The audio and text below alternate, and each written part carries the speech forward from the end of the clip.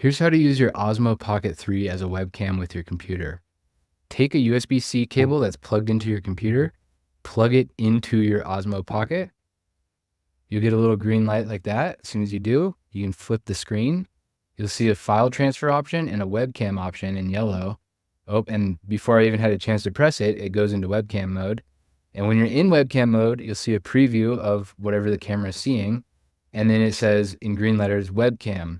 If you swipe up, you can change 1080p 25 frames per second or 1080p 50 frames per second.